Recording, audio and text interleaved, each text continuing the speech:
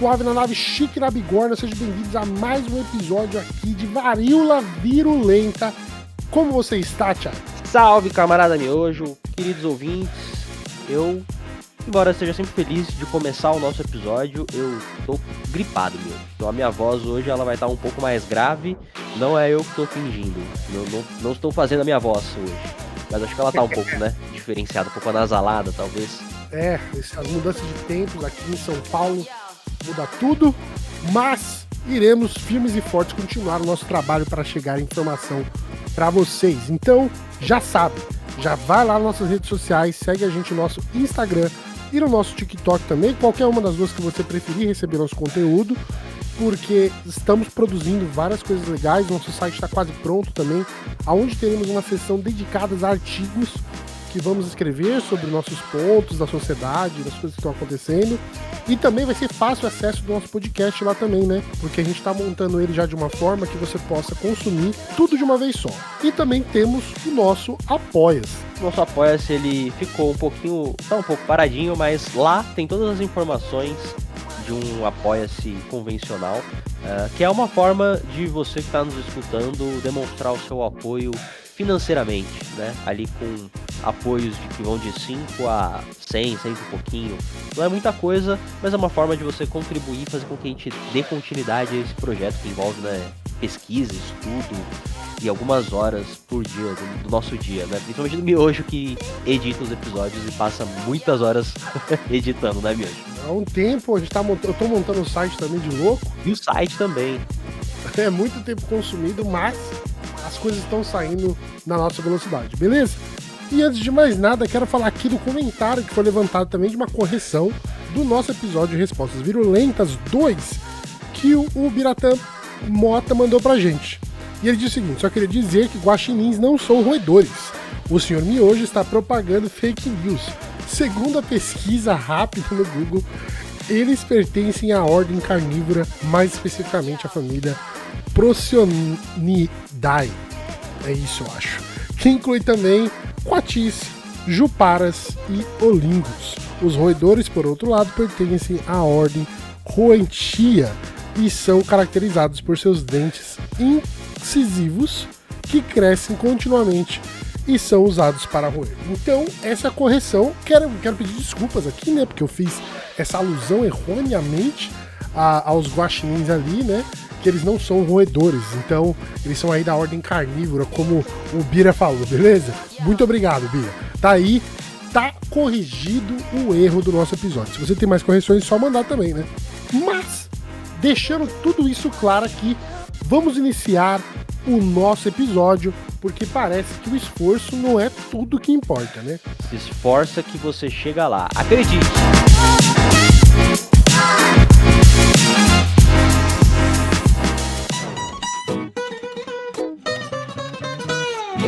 Episódio de hoje: meritocracia.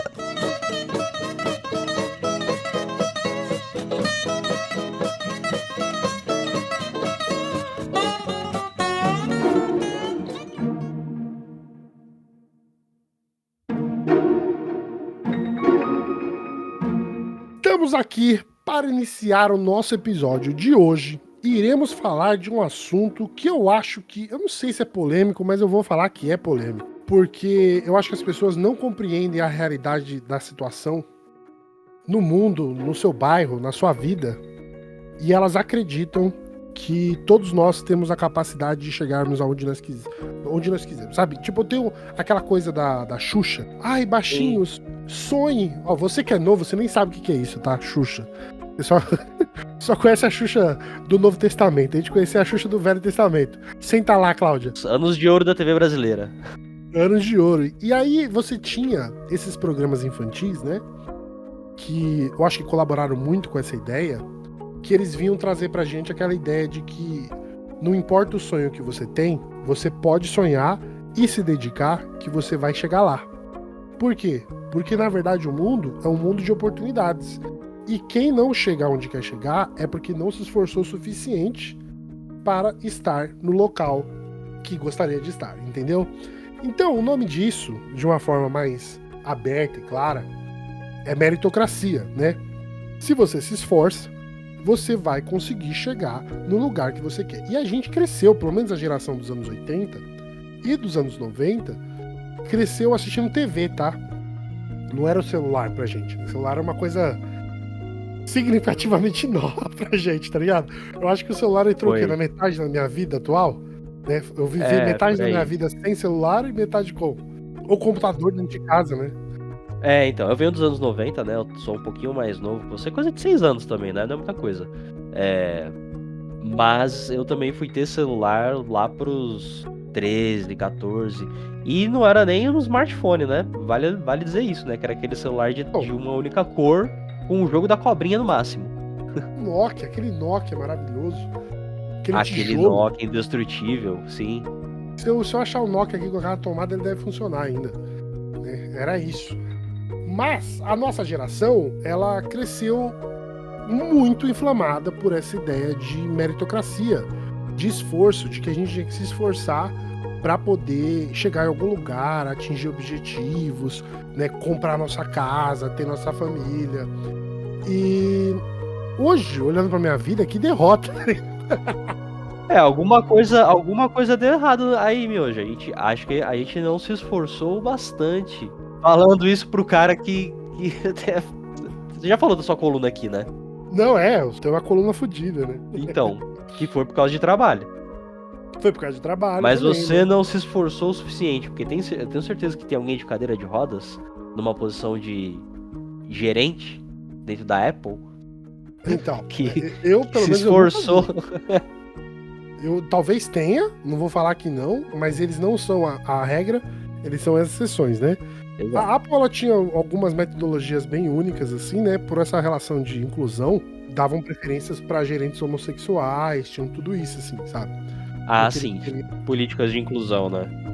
Políticas de inclusão. Não, mas não era só a política, era o marketing, entendeu? Eles estavam usando a posição social das pessoas como marketing. Para passar essa imagem de uma empresa inclusiva.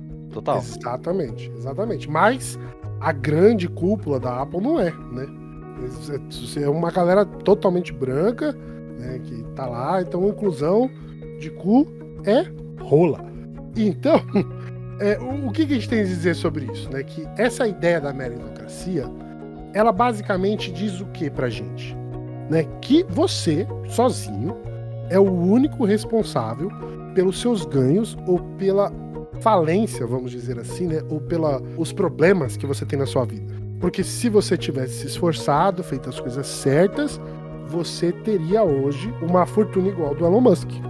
Entendeu? E se você não tem, é porque você não se esforçou o suficiente. Então essa é a ideia que está fundada.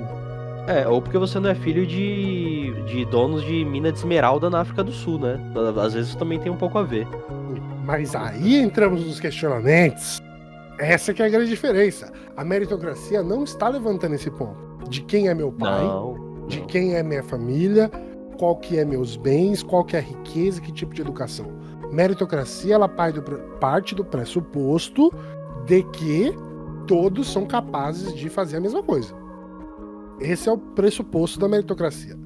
Ele não levanta para você o questionamento da mina de Jonas. Não. Ele vai de uma visão quase que fantasiosa da realidade, né?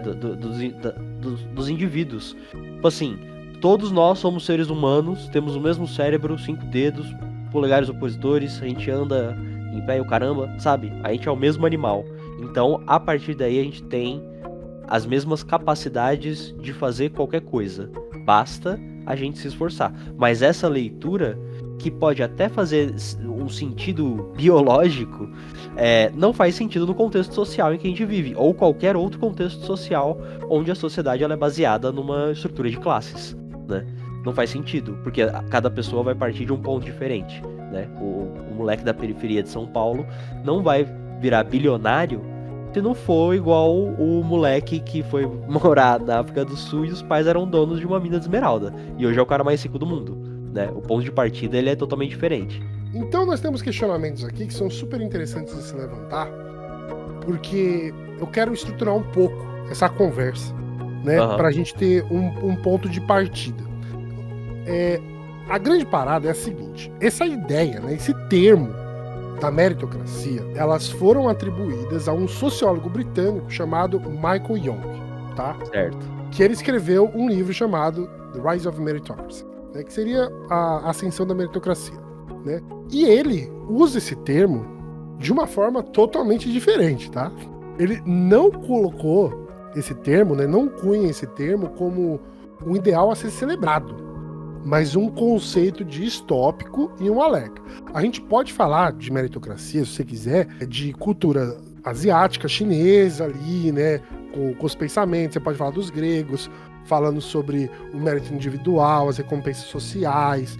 Tem vários aspectos assim mais do passado, né, de uma definição mais histórica, conceitual, sobre meritocracia. Mas o termo assim mais próximo que a gente tem hoje sendo debatido começa ali na década de 50, basicamente década de 60, com o Michael Young, que ele começa a pensar sobre isso, né, sobre essa relação do mérito nas posições de liderança, né, sobre as elites, sobre a superioridade, né, que a pessoa recebia, isso era merecido porque ela ganhou aquele espaço, né?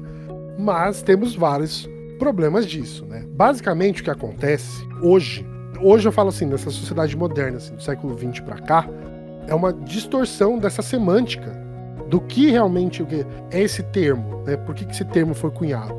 Porque ele basicamente joga areia em cima das ideias originais do Jung sobre os perigos da meritocracia na sociedade. Que uma sociedade que seria, tecnicamente, todo mundo organizado pelo mérito. Claro que quando você vai ver um médico, você quer escolher o melhor médico para você. Claro que quando você quer contratar um motorista, né, você vai de ônibus para algum lugar ou de avião, você quer o melhor piloto que esteja ali, né? Mas essas coisas, elas não são medidas assim no preto e no branco, né? Então, essa trajetória do termo da meritocracia, ela muda bastante, né? Principalmente por camadas ideológicas que absorvem esse termo para mudar o conceito e reduzir as críticas à sociedade por meio dessa ideia de que a meritocracia ela é algo socialmente desejável, é algo que é bom para todo mundo, né? Mas não é uma realidade prática. Então, a ideia fundamental é que para essa distribuição de recompensas dentro do mérito, ela tem que ser justa. Então, se a gente tá falando aqui, né, Chay, não, beleza, chegamos onde chegamos por causa do nosso mérito, a gente tem que partir de que princípio? De que todos os indivíduos tiveram as mesmas chances de se desenvolver e demonstrar o seu esforço e seu talento. Mas não é bem a realidade do mundo, né? Na verdade, a realidade do mundo é o oposto disso, né? Não é nada disso. Assim, é isso, né? Na teoria, parece que a meritocracia é algo que funciona, porque você tá julgando pelo mérito individual. Só que na realidade, isso não existe, né? E o entendimento, e aí a gente tem que ter qual é o nosso entendimento sobre meritocracia. E aí é que essas questões sociais, elas são importantes pra gente entender da onde vem cada um e isso fazer sentido, porque, cara, que mérito tem a pessoa que é filha do chefe da empresa ter um cargo de gestão, ter um cargo alto, né? Essa pessoa não teve mérito. Assim, o mérito que ela tem é a família, é a herança. É aquele parada, né? O sobrinho designer, né? Que vira diretor da empresa. Exato. É o mérito que essas pessoas, principalmente as ricas, não sei nem se eu posso dizer dessa forma, mas o mérito delas é a família, é essa estrutura já. Né? Eu acho que você pode falar, porque eu quero chegar lá também, nessa parada da família. Mas é isso, né? Basicamente, o seu local de partida, e não só o local de partida, né? Mas o ambiente que você foi inserido enquanto bebê, né? Enquanto feto, enquanto você estava no saco do seu pai, determina o que você vai ser no seu futuro. Aí você, não, mas eu conheço um monte de gente rica que não chegou em lugar nenhum. Mas aí também... Aí foi por mérito. Aí foi por mérito. Ele não conseguia chegar em lugar nenhum. Você entendeu? Mas em muitos casos, se você fizer o mínimo, você consegue chegar em posições que outras pessoas não conseguem, tá ligado? Então, pra gente analisar essa ideia da meritocracia, do ponto de vista ideal, né? A gente tem que partir dessa ideia de igualdade de oportunidades para todo mundo, que raramente se concretiza no mundo real, né? Ou talvez nunca se concretize, porque era impossível de se concretizar. Por uma realidade social, assim, totalmente distópica de cada pessoa, né? Eu acho que é impossível mesmo. Até mesmo se a gente, assim, extrapolar esse pensamento, no comunismo, será que seria possível? Eu acho que também não. Não, Né? também acho que não. E até Marx fala disso, né? Quando ele fala sobre aquela questão do dividir as tarefas para cada um de acordo com a sua capacidade. Então, assim... Mas eu acho que é isso mesmo. Dentro de uma sociedade, por exemplo, vamos falar de uma sociedade comunista. Dentro de uma sociedade comunista, a gente não vai ter igualdades plenas. As pessoas, elas desenvolvem funções diferentes dentro da sociedade. As pessoas têm inclinações, desejos, vontades, soluções, formas de solucionar problemas diferentes. E é por isso que a sociedade humana, ela é uma sociedade tão incrível, vamos dizer assim, vasta, por essas diferenças que nós temos entre nós. E dentro do comunismo, vamos dizer assim, a ideia é que as pessoas tenham oportunidades, né, para poder chegar num ponto, realizar funções sociais, mas não que todo mundo será igual. Existe uma relação de igualdade na sociedade comunista, existe a relação meritocrática, que é outra coisa. A ideia de que cada um, segundo sua capacidade, cada um segundo suas necessidades, elas vão chegar a algum lugar. Não que o mérito transformou aquela pessoa, por exemplo, num líder, né?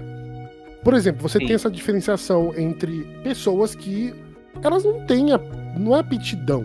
Todo mundo pode ser treinado para ser um líder, mas ela não quer ser um líder. Então essa pessoa, ela não vai estar numa posição de liderança. Quer dizer que a pessoa que está na liderança é melhor do que a outra pessoa? Não. Não necessariamente, Não necessariamente, ela só teve outra aptidão, uma aptidão de liderança. Ser líder não significa que você é melhor que alguém.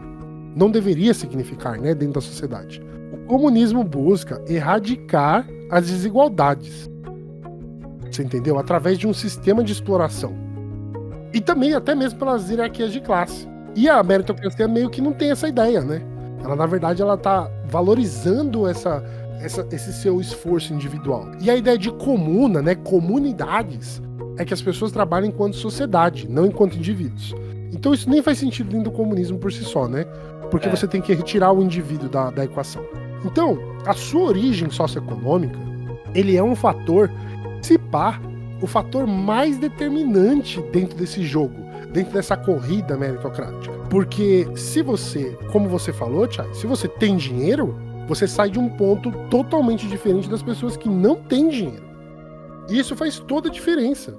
Então, crianças que nascem com maior renda ou riqueza na família têm acesso às melhores condições de saúde, têm acesso à melhor nutrição, comida, têm acesso a lazer, têm acesso à cultura, têm acesso à moradia, uma educação de qualidade, na primeira infância já, sabe? Bebê já tá falando inglês, você entendeu?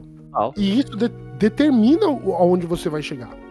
Se a gente for falar de estudos nutricionais, né, de médicos, pediatras, você vê claramente que existe essa relação do desenvolvimento cerebral da criança com a nutrição. Sim, isso tem muita conexão, né? Faz muito sentido, né? A quantidade de proteínas que consome, de nutrientes e tudo mais, isso influencia pra caramba. Exato, isso vai determinar a sua motivação da escola, o que você quer fazer na escola, se você presta mais ou menos atenção. Você falou dessa questão da alimentação, principalmente a alimentação escolar no ensino público, né? Ela é muito importante e a gente até entende, por exemplo, porque tem tanta corrupção aí no meio, né? De políticos desviando verba de merenda, por exemplo, né? Eu ia chegar exatamente aí, cara.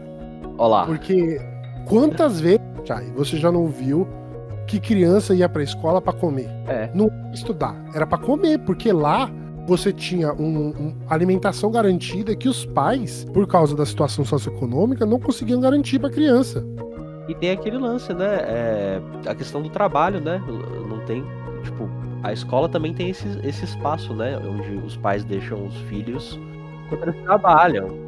Então não existe um interesse real de educação pro pobre, né? O interesse do pobre é ele ter alguém que tome conta do filho e que o alimente enquanto ele não está presente. Então a preocupação da família pobre não é nem se esse moleque vai ser o diretor da empresa. Só se ele vai estar bem alimentado, se ele vai sobreviver. Exatamente. Se ele vai sobreviver. Então essas vantagens que são acumuladas durante a vida, nessa, vamos colocar aqui aspas, corrida meritocrática, começa com participantes, pessoas, indivíduos, seres em posições totalmente desiguais. Você não tem como você julgar duas crianças da mesma idade chegarem no mesmo objetivo se uma nasceu em Alto de Pinheiros e a outra nasceu no Parque de Taipas. Eu tô falando só de São Paulo, mas você pode fazer uma relação também de alguém que nasceu em Curitiba e alguém que nasceu no sertão. É desproporcional. Eu falo isso, às vezes, pelo meu próprio passado. Meu passado, né? Eu sou de uma família pobre, muito pobre. Minha mãe era imigrante da Paraíba, né? Nordestina, que veio para São Paulo em busca de, nessa diáspora, né? Nordestina para São Paulo, para uma procura de uma vida melhor, né? Por isso que a gente sempre fala que São Paulo foi construído no sangue dos nordestinos, né?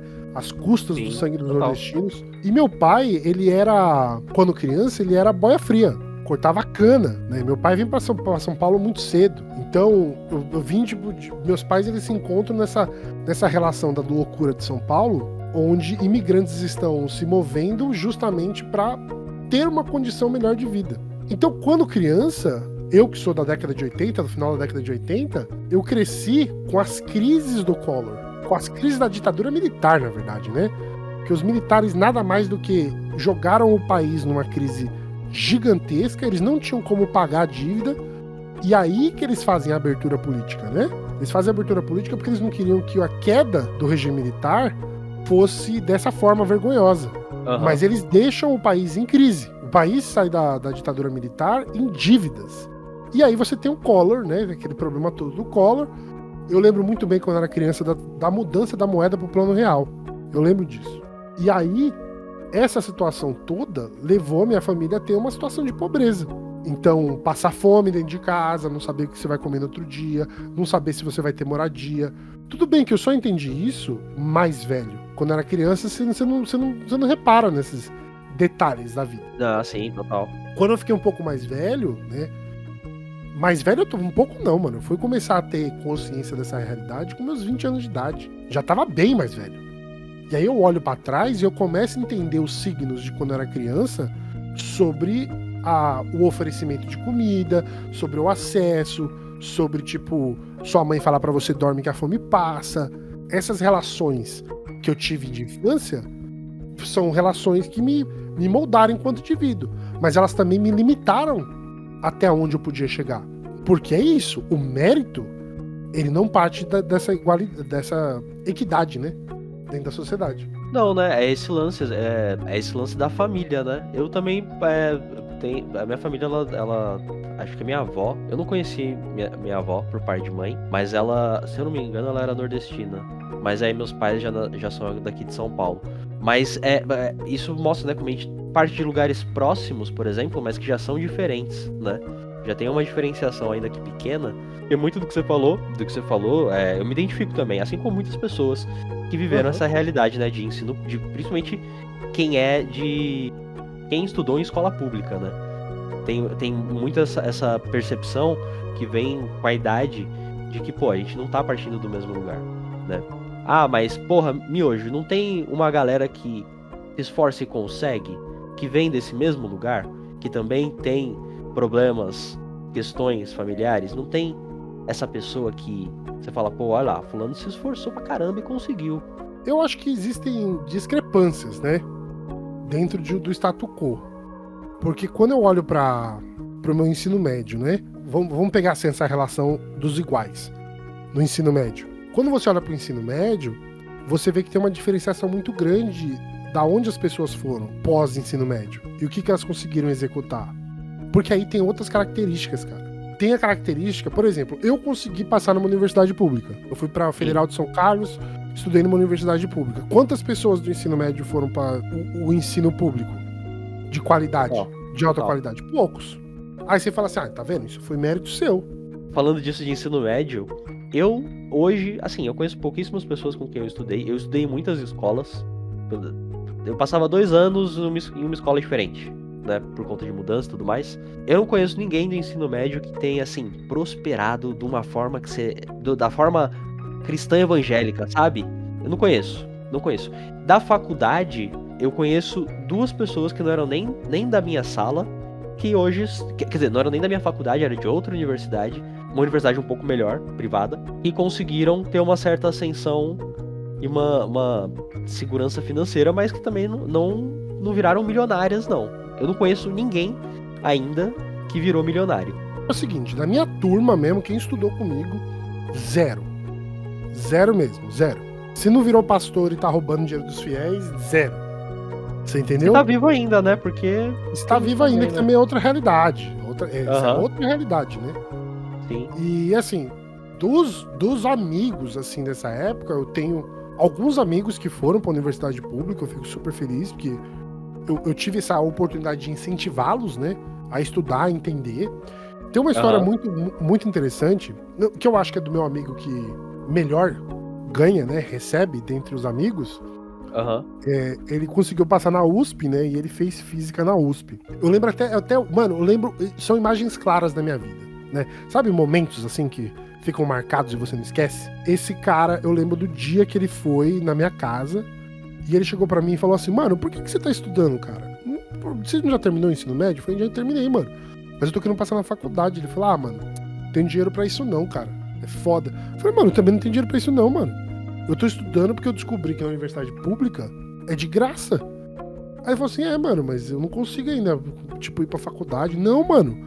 Tem moradia, comida, se passa, você ganha dinheiro pra estudar. E ele falou assim, não, mano, você Tá viajando, que é isso? Vai ganhar dinheiro pra estudar? Aí eu mostrei pra ele, não aqui, cara, ó, a gente não precisa nem pagar o vestibular, mano. A gente consegue, porque a gente é pobre, fudido, a gente consegue fazer a prova de graça, velho. Aham. Vamos fazer o bagulho, vamos estudar, não sei o que lá. E ele, tipo, entrou nessa parada. Pô, aí. E começou a estudar junto hora. comigo. E ele passou primeiro que eu na faculdade ainda, tá ligado?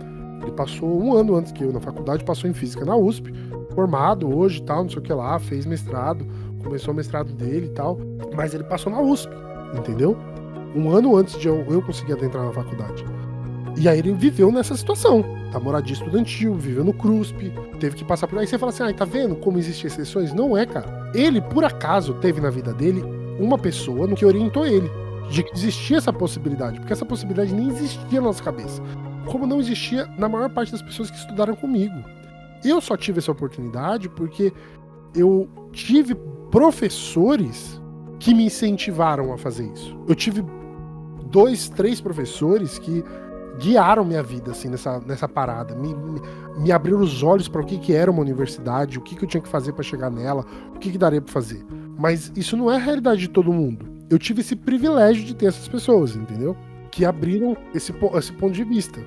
Eu também, no meu caso, foram meus pais, e minha mãe principalmente, que foi professora, né, durante muitos anos, deu aula, e eu já tinha essa coisa de, pô, vou fazer uma faculdade, mas eu achava que eu também não conseguia passar na pública não, porque eu fiz a FUVEST, mas eu acabei entrando na FMU para fazer rádio e TV, que nem foi o curso que eu me formei em jornalismo. Eu passei na quarta, numa das últimas chamadas eu tinha passado na FUVEST, e eu nem fui mó vacilão, eu sei, mas acabei não indo, né? Vacilão. Mas foi muito vacilão, mas foi por influência da minha mãe, né, de falar, pô, depois que você terminar o ensino médio você faz uma faculdade. Mas tinha esse problema do, porra, se não for pública, como é que eu vou pagar? Aí eu pagava com a pensão do meu pai, que ele pagava pra minha mãe, e aí eu usei pra pagar a faculdade. Então essas realidades, elas são caminhos que são desviados por orientação. Mas quem tem mais dinheiro, ela tem uma outra forma de orientação, ela tem outra base. Ela já tá preparada pra isso desde criança. Você entendeu? Eu não sei o que é pagar R$2.000 por mês numa escola pra uma criança. Mano, eu também não. Não, assim, eu não tenho filhos, né? Não tenho como nem saber. Não, também não. Mas eu, tipo... Mas não mesmo de consigo faculdade, eu acabei de lembrar, mesmo na faculdade, eu não tinha, quando eu comecei a fazer, eu não tinha a perspectiva de terminar o curso por causa de grana. Porque eu pensei, pô, eu vou... meu pai, ele não vai pagar a pensão até o final do curso.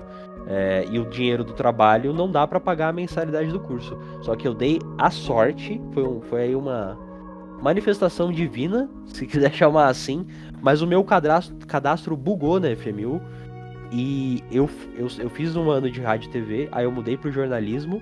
Eu só voltei pro jornalismo porque eles me deram um desconto de 70% da mensalidade no primeiro semestre, entendeu? Então, eu tinha esse desconto muito foda, que era pro primeiro semestre, né? Que era realmente uma política de faculdade pra resgatar aluno que abandonou. Só que isso bugou. Esse cadastro bugou, miojo. Eu fui o curso inteiro, os 4 anos de jornalismo, eu paguei com desconto de 70%. Eita porra, ótimo.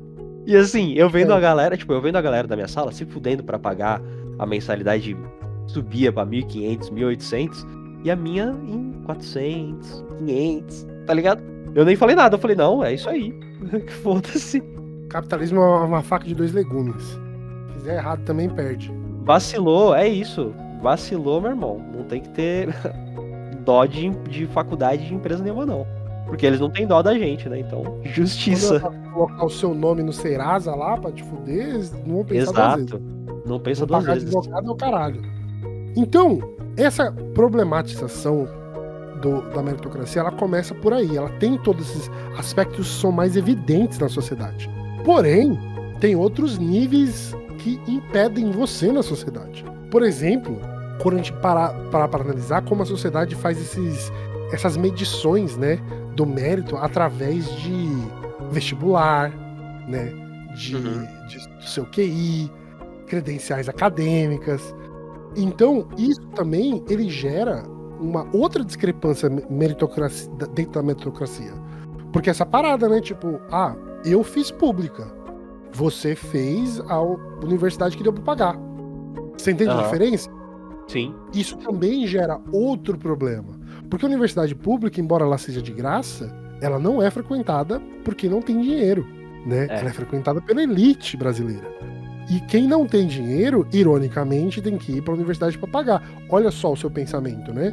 Caralho, mano, será que eu consigo terminar meu curso? Enquanto eu tava na faculdade, tudo bem. Passei perrengue de alimentação na faculdade? Passei de ficar dias sem comer também. Mas a minha preocupação não era se eu ia ter onde dormir. Você entendeu? Eu tinha internet, tinha biblioteca, porque eu morava dentro da moradia estudantil da universidade. Então isso não era uma preocupação. Você entendeu? E isso também se torna uma forma de você medir as pessoas dentro da sociedade. E esse é uma problemática muito grande. Eu não sei se você já ouviu falar, mas tem um autor chamado Michael Sandel, que ele escreveu um livro chamado A Tirania do Mérito, né? E ele faz várias críticas sobre esse problema, né? Que se reside dentro da falha das ideias meritocráticas, né? Então, ele levanta alguns pontos que são pontos assim que a gente pode até falar ideológicos, filosóficos sobre a meritocracia. Porque aí ele gera outros sentimentos, né? Dentro dos indivíduos. Então, aquela pessoa que alcança o sucesso nessa ideia, nesse sistema meritocrático, eles tendem a acreditar que eles fizeram aquilo pelo esforço deles, de que aquilo não foi algo que as condições materiais onde eles se enquadravam levou ele para aquele lugar. E aí ele não pensa que existiu o papel da sorte, da socialite, né, que você conhece, das pessoas, da infraestrutura que você estava posicionado dentro da sociedade, e você começa a ter aquela ideia que você é ele usa esse termo no livro, né, de self-made man, né, que você é aquele cara que criou o seu próprio sucesso, né, que é absolutamente uma distorção da realidade, né, quando você começa a analisar os critérios, né, à sua volta. E mesmo de pessoas que saem do mesmo ponto financeiro, tá? Tudo depende. Vamos dizer que eu e o Chay aqui, nós dois somos ricos, né? Nossas famílias têm alguns milhões aí, e a gente não tá preocupado com comida, com telefone e tal. Mas a família do Chay conhece a família do presidente da República. Isso daí já muda tudo. Sim. Já muda toda a relação, as influências, né? Aí você também tem o que ele chama de humilhação dos perdedores, né? Um conceito que ele coloca, que é o oposto disso. Que é aquelas pessoas que não conseguem ascender na sociedade, na hierarquia meritocrática, e são levados, né, a internalizar seu fracasso como uma falha pessoal, mano.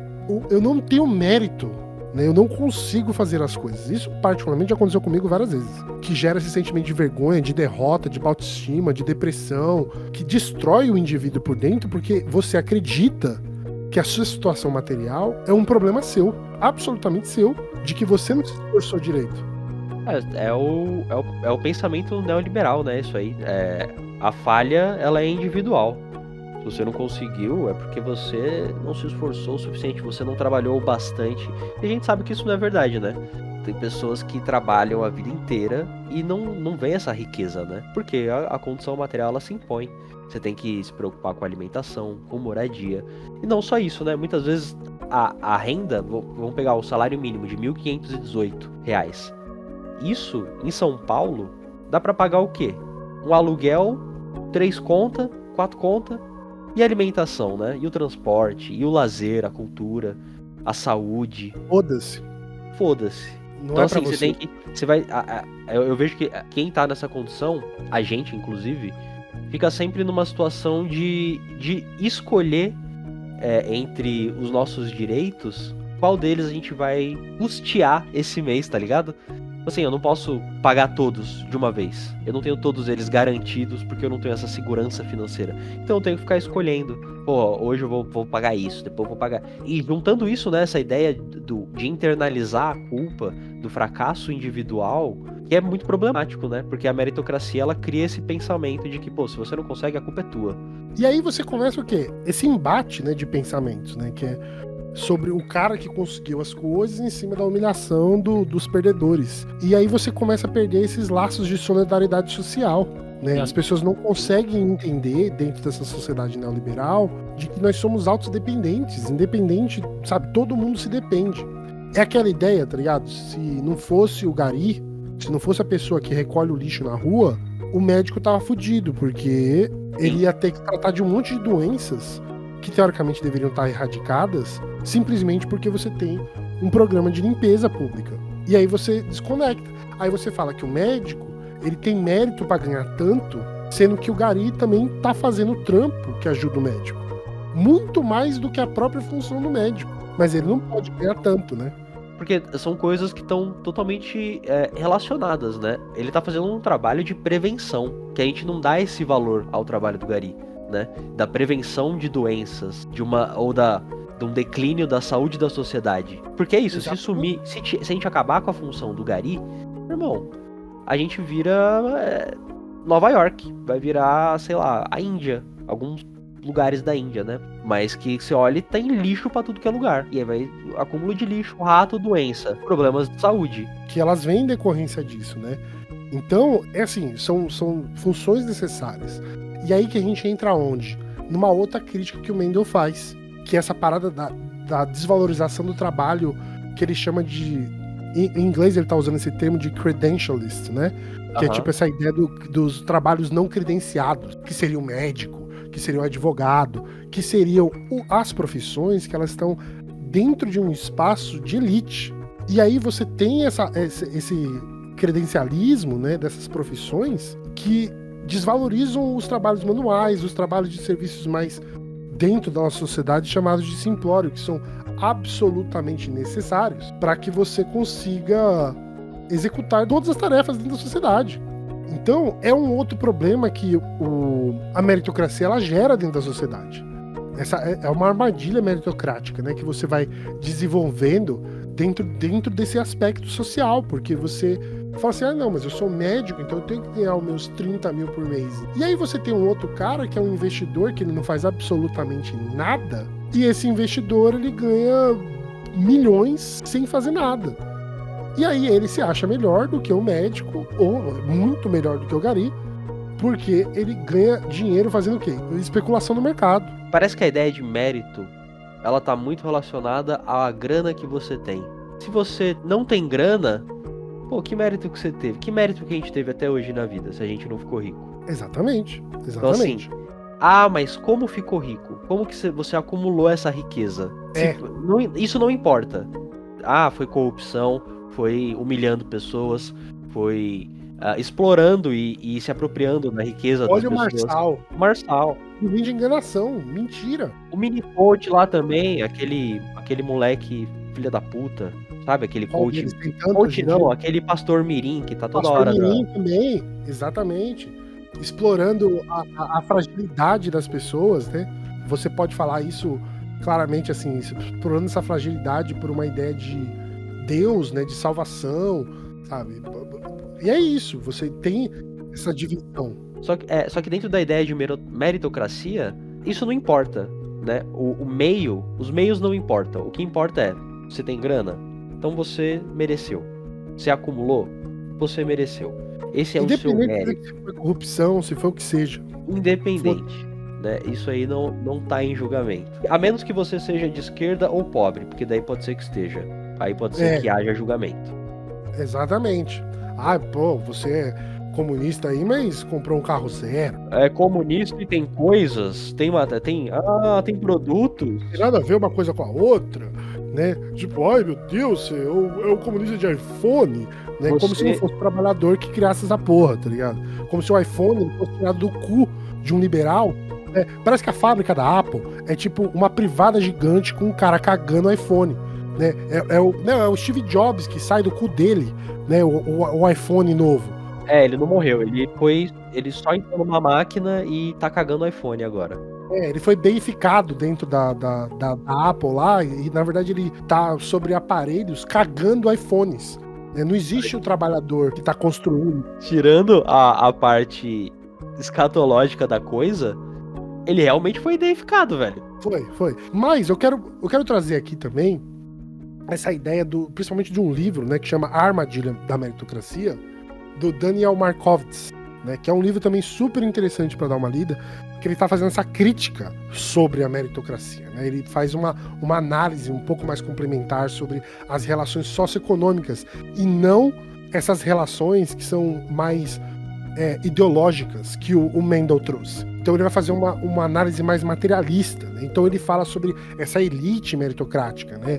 Que ela, diferente das elites do passado, né, que valorizavam o ócio, né? Porque o que era o rei? O rei era o cara que não fazia nada, né? Comia, bebia e tava lá, fazendo nada. A elite atual, ela é caracterizada por esse trabalho workaholic, sabe? Essa ideia do workaholic, que não é uma realidade, mas tá ali dentro dessa ideia do workaholic. Então, profissionais da área de finanças, do direito, né? Que trabalham essas horas exaustivas. Nossa, porque lá nos Estados Unidos, o advogado, né? Ai, coitadinho do advogado, tem que trabalhar 20 horas por dia, né? 120 horas semanais e não sei o que lá. E existe essa coisa do sacrifício em horas de trabalho para que eles possam justificar esses altos salários, né? Esse status dentro da sociedade, né? Trabalhar num ambiente de exploração mental, né? Exploração física, que geram ansiedade nos trabalhadores. Então existe essa ideia da elite que ela vende para a classe média de que você só vai conseguir chegar lá se você se submeter a essas condições. Você entendeu?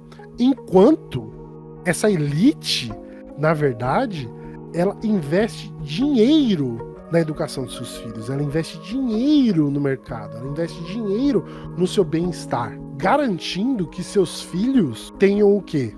Uma coisa que a gente nunca tocou aqui nesse canal, que é capital humano, que são aquele seu crachá de elite, né? Que no Brasil, às vezes, eles usam sabe quem eu sou. Não, e isso também tem uma relação também com a moda também, né? Com o tipo de roupa que você usa, as paradas que você veste, né? O aparelho de telefone que você tem, se é um Samsung ou se é um aparelho da Apple mesmo. Tudo isso diz de onde você veio, fala sobre a sua origem. E as pessoas usam porque elas sabem exatamente disso, né? Qual que é a diferença de uma camiseta branca lisa comprada no Brás e uma camiseta branca lisa que você comprou na Paulista na loja da Vans? A diferença é, sei lá, 300 conto. Mas o material é o mesmo. A origem da porra do produto é a mesma. Se pá, quem fez o bagulho é a mesma pessoa, tá ligado? Sim. Essa que é a grande parada. Então, a gente tem essa relação aonde, de acordo com o Daniel, né, o Markovits, ele é uma forma nova, né, de transmissão de privilégios dentro da sociedade, entendeu? Que é essa sua relação material, que a gente já comentou aqui brevemente, né? Então, eu já falei em outro episódio aqui, mas eu vou reforçar. Nos Estados Unidos, o CEP, né, que você nasce, define o quão longe você vai conseguir seguir na sua vida. Então, o seu futuro já está determinado pelo CEP que você nasceu. Que é justamente essa discussão toda que a gente está tendo aqui. Na classe média, já, você tem essa situação da classe média que está sendo exprimida pela sociedade. Porque ela está sendo excluída dessa competição de empregos de elite. Eu vi uma entrevista dele, né, falando sobre isso, e ele fala assim, a diferença discrepante que você tem da elite, a elite, né, a educação da elite, os salários, né, que você pega, ou mesmo as oportunidades, da discrepância da elite para a classe média. Mas é tipo assim, é relação de mais do que o dobro. E da classe média pro pobre, ela não chega a ser metade. Tipo, a diferença, sabe? Então, por exemplo, se o rico tá ganhando 50% mais do que a classe média, o pobre tá ganhando 30% menos. Não é 50%. Ou 20% menos. A discrepância da classe média pra elite já é muito grande.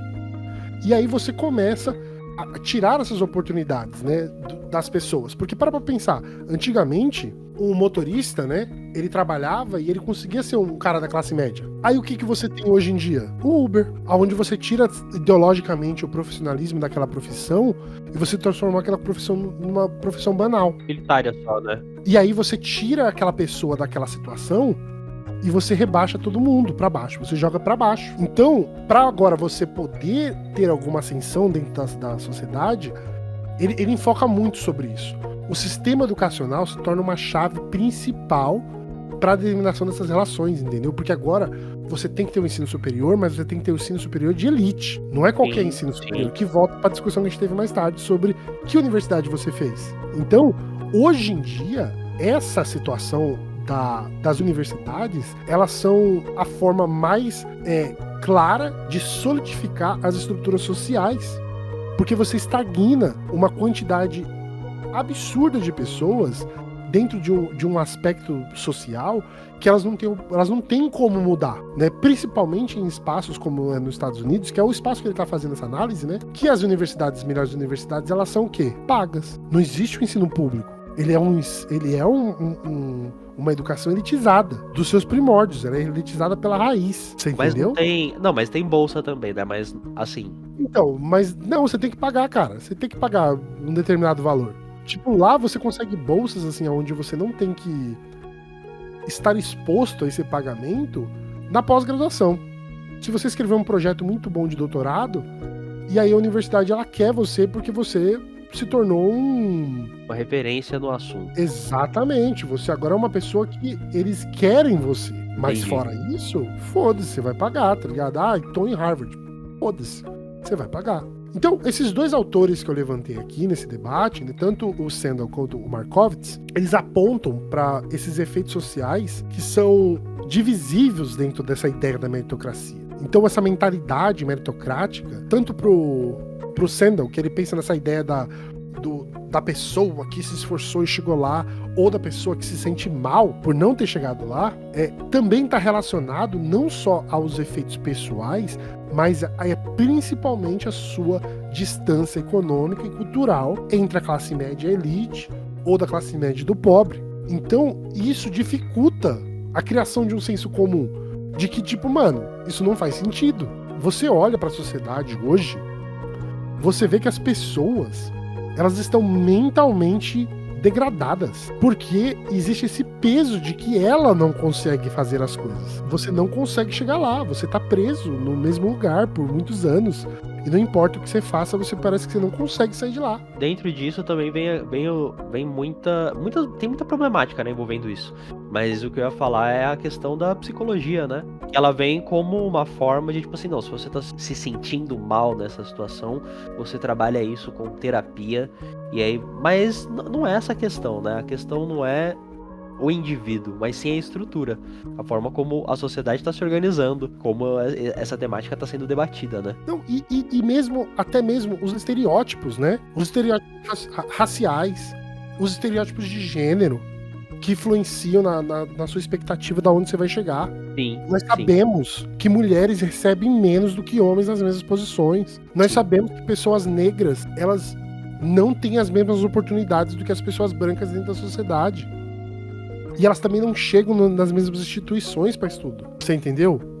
Então, é uma parada assim que é muito mais além só do material. Tem os signos subjetivos dentro da sociedade, esses estereótipos, eles também estão dados. Ah, sim, total. Então, uma mulher que fez a mesma faculdade que eu, estudou da mesma forma, a gente tem o mesmo conhecimento, ela tem menos chances de tomar uma vaga de uma empresa do que eu, simplesmente pelo fato que eu nasci com um pênis. Então isso é determinante. A minha pele também vai definir até onde eu posso chegar. E isso também independe de, que a gente falou lá atrás da Apple, de política inclusiva, né? Porque as empresas usam isso de graça dentro da porra desse sistema capitalista, né? Vamos combinar.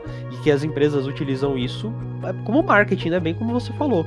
Como para mostrar para fora que não, aqui a gente é inclusivo. Mas, antes que isso fosse uma preocupação, assim como é a questão da sustentabilidade, as empresas estavam cagando, né? E cagam ainda hoje.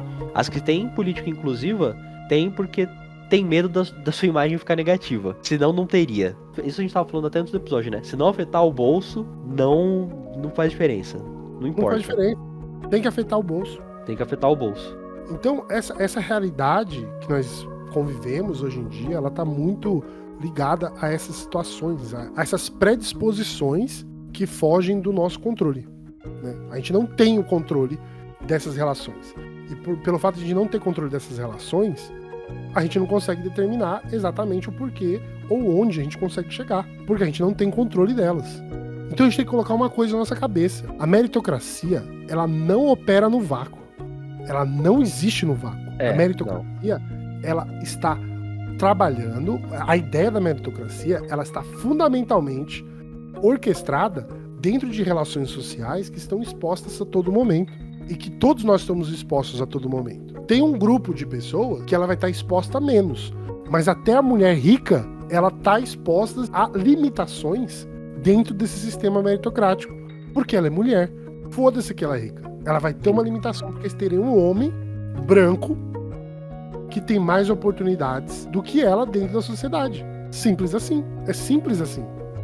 Então, essa análise a gente tem que fazer de uma forma bem clara e bem objetiva, que a gente não pode se iludir por essa ideia de meritocracia. Às vezes você conseguiu as coisas por sorte, não foi o seu mérito, foi sorte, irmão. Você teve sorte, você conheceu a pessoa certa, estava no lugar certo, no momento certo, e graças a isso você conseguiu ter algum tipo de ascensão na sua vida. Não foi por seu mérito. Às vezes você tava no boteco conversando com a pessoa certa e você não sabia. Mais sorte do que mérito, eu acho. Tudo bem, né? Tem pessoas que conseguem, que se esforçam e tem sorte. Tem os dois, né? Se esforçar, e é essa que é a grande questão, se esforçar dentro da sociedade capitalista não indica que você irá conseguir ter sucesso. É isso. Essa que é a chave fundamental. Não é sobre isso, né? Não é sobre o quanto você se sacrifica, prejudica a sua saúde, abdica de momentos com a sua família ou com seus amigos para ganhar dinheiro. Não é isso que vai determinar o seu sucesso. Às vezes pode ter uma correlação de sorte aí, né? Das coisas acontecerem. Exatamente. Porque, tu deu sorte. Mas, porque senão, o que eu vejo, enaltecer a pessoa que conseguiu ter uma ascensão social, ainda que pelo mérito próprio dela, ainda com uma dose de sorte, é meio que ignorar ou desconsiderar todas as pessoas que se esforçaram tanto quanto, mas que não alcançaram os mesmos resultados. Tipo assim, não, esse aqui conseguiu, mas você tem, pra um Neymar, você vai ter, sei lá, 10 mil moleque que morreram em confronto com a polícia. E podia ser tão foda quanto. Né? Isso em várias áreas. Né? Para cada um que conseguiu chegar em algum lugar, você tem dezenas, centenas de milhares que nunca vão chegar em lugar nenhum, por mais que se esforce, por mais que corra atrás, por mais que acredite que é uma questão individual. Tanto mais essa pessoa vai se frustrar lá na frente, quando ela não tiver os resultados que foram prometidos para ela, né? Que foram vendidos através dessa ideia de que acorda cedo, corre atrás, quem cedo madruga, Deus ajuda quem cedo madruga. Vai nessa. Vai lá. Olha eu aqui, ó. Fui na corrida meritocrática, estudei numa das melhores instituições do Brasil e tô fudido. Não tô rico, não. Tô fudido, tá ligado? Entendeu? Então é isso, gente. Meritocracia não opera em vácuo social. Ela está aí, tem sexismo, tem o racismo, tem as discriminações e elas estão na nossa sociedade a cada dia. E esse podcast é para trazer esses embates, para lembrar de que nada vive no mundo da fantasia. As relações são materiais e dentro desse sistema, o quanto mais puder sugar e tirar de você, ele irá fazer. Beleza? Exatamente. E da próxima vez que alguém chegar pra você e falar que quem quer corre atrás, você pergunta antes onde essa pessoa nasceu, qual a cor dela, qual o gênero, onde ela estudou, né? Quem segurou a mão dela quando ela caiu, quando ela fracassou, porque todo mundo fracassa, né? Porque mérito sem justiça é só mais uma farsa travestida de um sonho. Essa que é a realidade. Não existe receita de bolo, né? A única receita mágica que existe é de cookies maravilhosos que levam você pra outro lugar quando são misturados de outras coisas maravilhosas. É isso. Perfeito. Então, dessa forma, nos despedimos de vocês. Queremos agradecer a todo mundo que chegou até agora nesse episódio, com um debate super importante, que, ó, eu ia falar isso no começo do episódio, mas não falei, vou falar agora. Isso daqui foi altamente influenciado também pelo Barna, né, que tinha levantado essa ideia da meritocracia na pergunta dos nossos ouvintes. No primeiro, resposta virulenta, né? É verdade. Não, foi no último agora, do Resposta Foi no último. Né? É verdade, foi no último. Foi no último. Isso daqui é uma homenagem também ao Barna, muito obrigado aí. Estamos aqui fazendo esse episódio porque essa reflexão é uma reflexão muito importante para as condições não só do passado, mas atuais e futuras, se nós quisermos realmente mudar a nossa relação material. Façam como o Barna, manda pergunta também, manda sugestão de tema, e é isso aí, esse podcast é sobre isso. É isso. Quero me despedir de vocês, então vejo vocês no próximo episódio. Se cuidem, mas continuem na corrida, porque tá difícil e a gente não pode baixar a cabeça.